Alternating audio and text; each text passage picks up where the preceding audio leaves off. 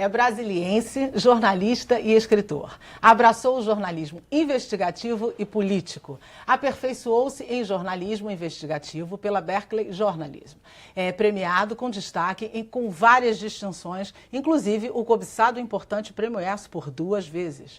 O Vladimir Herzog, Troféu Barbosa Lima Sobrinho, entre outros. Atuou em veículos muito importantes, veículos de peso, como a revista Época, Correio Brasiliense, Folha de São Paulo, Portal IG, e por aí vai a lista. Ele é filho dos jornalistas Miriam Leitão e Marcelo Neto, autor do livro Em Nome dos Pais, que apresenta um relato importantíssimo e, ao mesmo tempo, muito emocionante da história da ditadura no Brasil, a partir da sua história, de uma história vivida por seus pais.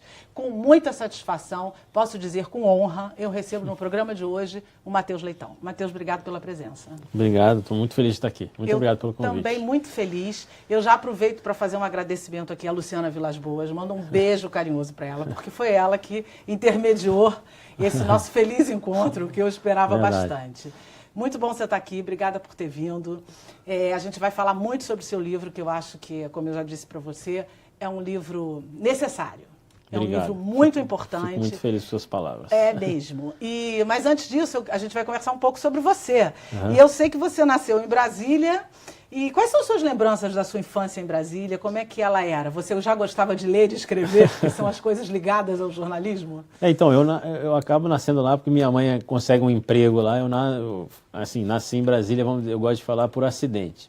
Mas eu fiquei lá até os 5, 6 anos, depois eu vou para outras cidades, inclusive Rio de Janeiro, fico aqui muitos anos e volto para lá para trabalhar mais velho já. Mas eu lembro, assim, né, eu estudei num colégio objetivo lá, enfim, eu lembro das gincanas, lembro, assim, que eu era meio ruim nos esportes, tenho aquelas lembranças, assim, né, lembro que meus pais estavam sempre muito ocupados, jornalistas, né, então, assim, às vezes não iam nas coisas, mas meu irmão mais velho, Vladimir, estava lá, a gente acabava cuidando um do outro, assim, em determinadas situações. Qual é a diferença de idade de vocês? 4 anos. Ele é mais velho que você, não é isso? Mais velho, 4 anos e alguns meses. Meu irmão mais velho, Vladimir Neto, também jornalista. E, DNA do jornalismo está na família, de toda forma. Exatamente. Você pensou em algum momento em outra profissão? Olha, eu até fiz vestibular e passei para geologia, mas eu não segui a carreira, porque eu também passei para jornalismo e, enfim, quis fazer jornalismo. Eu vivia jornalismo dentro de casa, né, desde pequeno. Meus pais, enfim, me levavam para o plantão no final de semana. Então, assim, com 6 anos, eu lembro, assim, claramente, eu num plantão lá domingo, no jornal, enquanto a minha mãe trabalhava, ou meu pai, e eu e Vladimir lá, porque às vezes não tinha ninguém para deixar a gente. Então a gente ia lá junto uma vez por mês, uma vez a cada 5 finais de semana, a gente trabalhava, entre aspas, no jornal já. Então eu lembro muito, assim, né, desses momentos, assim, de trabalho. Era sempre muito divertido estar em redação, né? Eu brinco que quando meus pais chegavam em casa do trabalho, eu percebia isso no plantão, obviamente, em loco. Mas quando meus pais chegavam no trabalho, nos dias normais, segunda a sexta ali, quando a gente não estava de plantão, eles estavam sempre muito alegres, contando piadas, contando uma coisa engraçada que tinha acontecido durante o dia. Então eu sempre achei que era algo assim, bom, no mínimo é divertido. Pode não sei, pode não dar muito dinheiro, mas deve ser muito legal, divertido, deve ser engraçado, deve ser, enfim, animado. Então eu tinha isso foi ficando na minha memória, né? E quando eu decidi fazer jornalismo, eu passei no vestibular, eu achei, vou ver qual é. Vou ver qual é. Agora... E eles, seus pais, apoiaram ou não? Ficaram temerosos porque já conhecem o que é ser jornalista ou não? Então, eu acho que eles não me deram o quadro completo, para não assustar.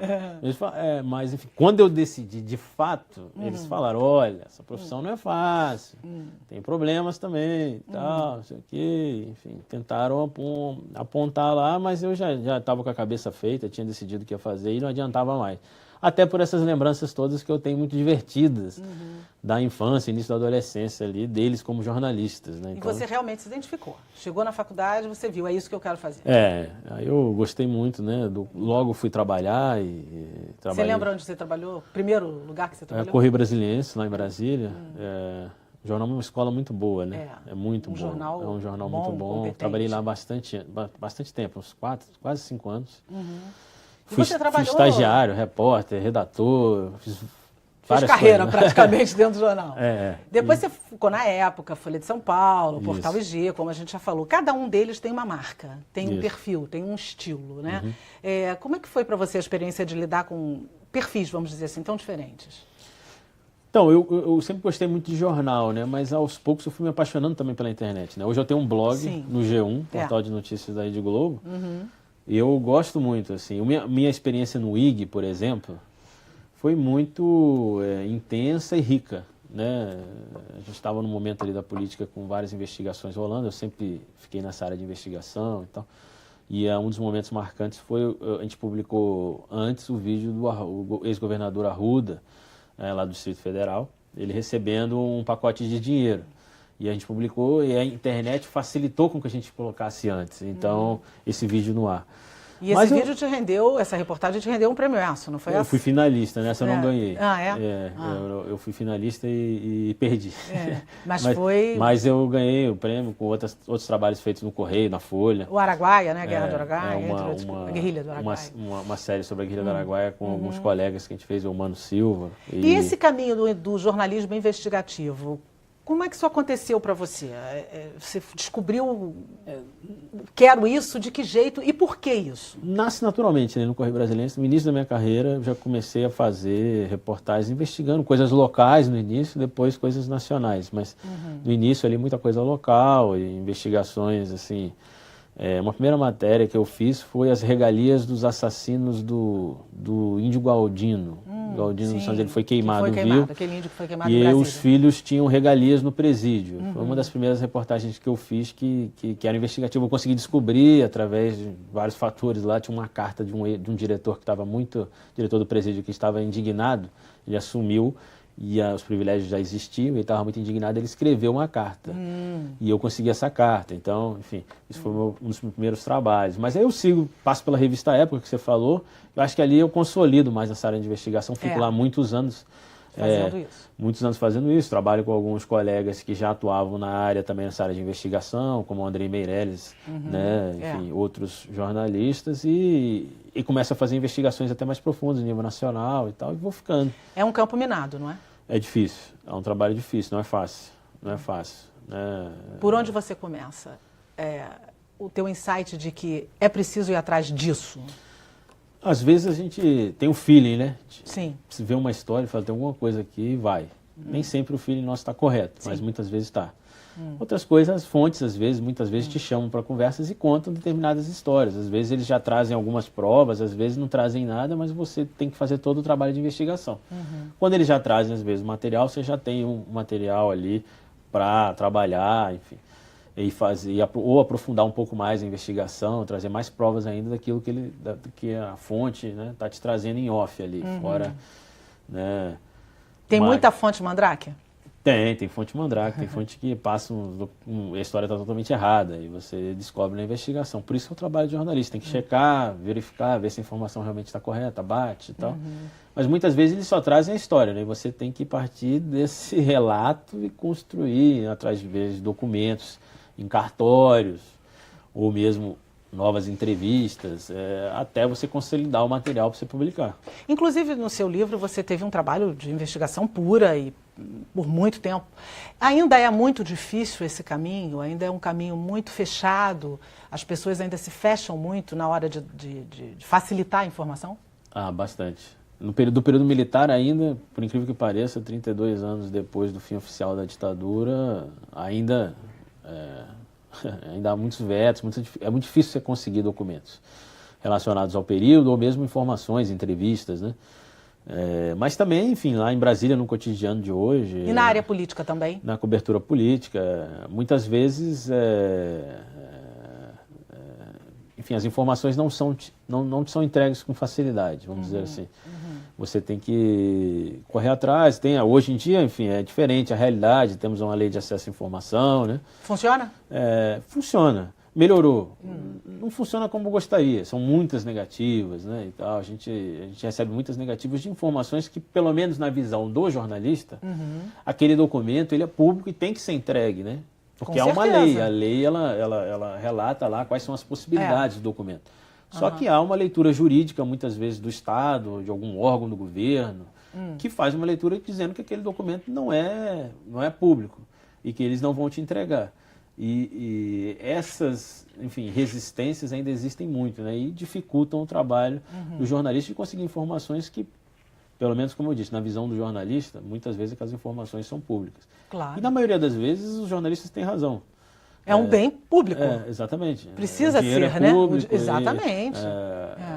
Na área política você deve esbarrar em situações dificílimas também, não é? De chegar, de conseguir apurar realmente o que é e o que não é, porque as negativas devem ser imensas, né? Muitas vezes, né? Até casos relacionados enfim, ao trabalho que é feito hoje no Brasil, pelo Ministério Público, a Polícia Federal, nessa questão, enfim, do escândalo que nasceu na Petrobras, enfim, a Lava Jato. Até hoje é difícil, né? Pela forma como, muitas vezes, o funcionário público ou até, né, mais precisamente, assim, os políticos reagem, né, com a nossa busca de informações. Sofre muita resistência mesmo. Voltando um pouquinho na sua história, eu falei que você fez especialização em jornalismo investigativo na Califórnia, né? Sim, na Berkeley. Universidade de Berkeley. Você trouxe o que de lá, assim, de mais significativo que acoplou a sua carreira de jornalista no Brasil? Que tipo de jornalismo você viu que você achou importante resgatar para você? Então, lá, tem vários fatores. A universidade, ela me trouxe informações que foram fundamentais para que eu escrevesse o livro, né? Mas, como um todo também, eu acho que assim, a universidade ela é muito rica, né? A Universidade de Berkeley é uma das melhores do mundo. Sim. Tem um núcleo de investigação que é comandado por um jornalista muito importante, que é o Lowell Bergman, que é um jornalista que trabalhou no programa 60 Minutos, nos Estados Unidos, e hoje em dia ele trabalha na PBS, que são todas, enfim, ele tem uma carreira muito sólida e com grandes reportagens feitas durante toda a sua carreira.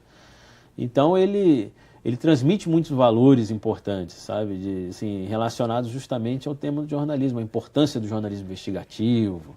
Então eu fiz investigações com ele lá, publiquei reportagens lá nos Estados Unidos, né? Ele trabalhou como meu editor, vamos dizer assim.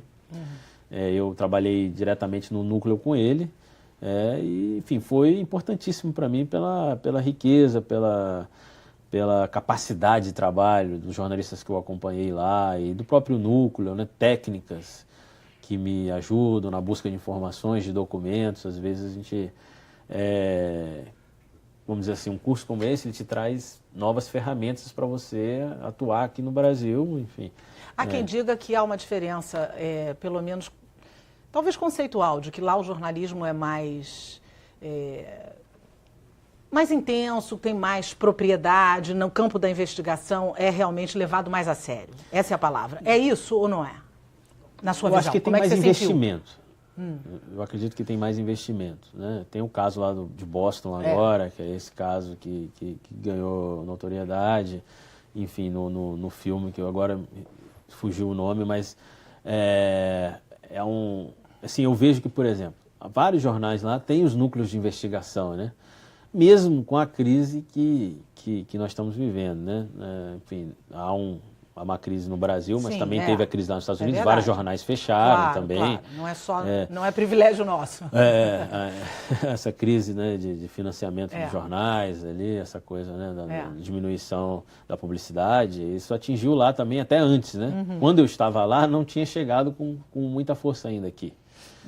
Mas lá já estava acontecendo. Meu professor até falava, nossa, aqui nós estamos numa crise, aqui no Brasil ainda não tinha chegado. E hoje em dia, né, a gente vê que chegou também. Chegou mesmo. Mas assim, mesmo com a crise, eu vejo que há vamos dizer assim, um investimento muito sólido nesse trabalho de jornalismo investigativo, que é um trabalho específico dentro do jornalismo. Demanda tempo, né?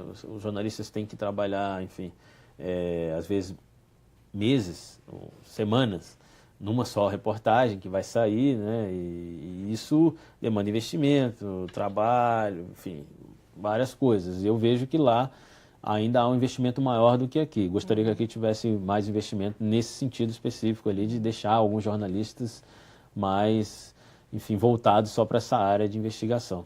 Aqui a coisa não funciona tão assim ainda, né? Funcionou algumas vezes, mas eu acho que pela crise, não sei, enfim, eu percebo que o Brasil poderia investir mais nisso aí, né? Verdade. Por ser um terreno tão complicado, tão complexo, eu queria saber de você, das reportagens que você fez até hoje, excetuando a que você fez para o livro, que se tornou o livro, qual delas foi assim a mais complexa para você? E em algum momento por alguma delas, você teve receio de ir até o final? Queria que você falasse sobre isso, mas no próximo bloco, porque esse já terminou. É rapidinho, né? A gente volta já já. Não sai daí não, que tem mais Matheus Leitão para você. É rapidinho, eu volto já.